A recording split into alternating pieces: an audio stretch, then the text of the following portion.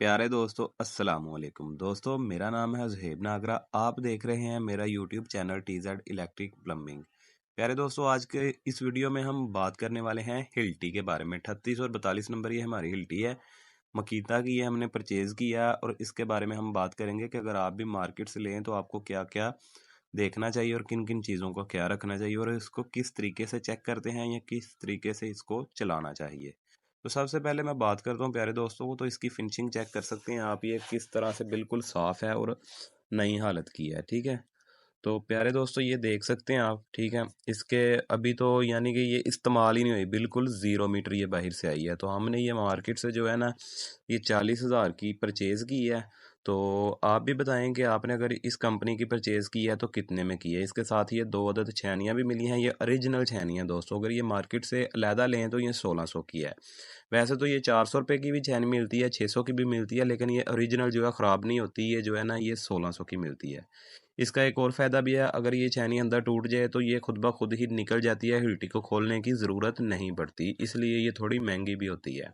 तो मकीटा की अगर ओरिजिनल जो है ना हिल्टी की बात करें तो वो तो दोस्तों तकरीबन 70,000 रुपये की आती है और आउट ऑफ कंट्री से मिलती है। यहाँ से डब्बा पैक तो कम ही मिलती हैं, अगर मिले भी तो वो बहुत बड़े किसी डीलर से मिलेंगी।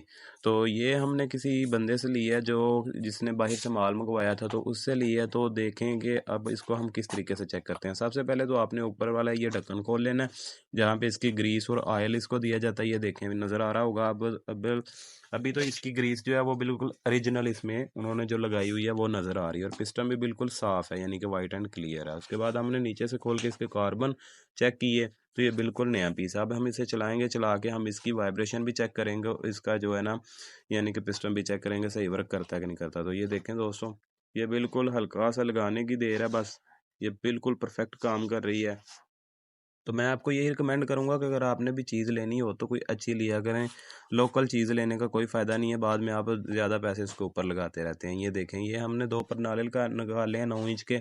तो ये हमने तकरीबन जो है ना 1 घंटे में इसके साथ निकाल दिए हैं। ठीक है, तो अगर लोकल हिल्टी हो तो वो गर्म भी बहुत ज़्यादा जल्दी हो जाती है और सही से वर्क भी नहीं करती। कभी कोई चीज़ ख़राब होगी, कभी कोई ख़राब होगी, और इसको मार्केट से सही कराने में भी तकरीबन 2-3 हज़ार रुपये आसानी से लग जाते हैं। तो इसलिए मैं आपको यही रिकमेंड करूँगा कि मकीता की या फिर किसी बॉश वगैरह की या किसी अच्छी कंपनी की आप जो है ना हिल्टी परचेज़ करें मार्केट से, और जो कि बिल्कुल साफ़ हालत की और नई हालत की हो, ताकि वो ख़राब ना हो और बाद में उसके ऊपर ज़्यादा पैसे ना लगाने पड़ें। तो उम्मीद करता हूँ दोस्तों आपको आज की ये वीडियो पसंद आई होगी। तो कमेंट सेक्शन में अपनी राय का इजहार ज़रूर कीजिएगा, और अगर मेरे इस चैनल पर नए हैं तो चैनल को सब्सक्राइब करना मत भूलिएगा, क्योंकि मैं डेली बेसिस पर बहुत सारी ऐसी वीडियोज़ अपने प्यारे दोस्तों के लिए बनाता रहता हूँ।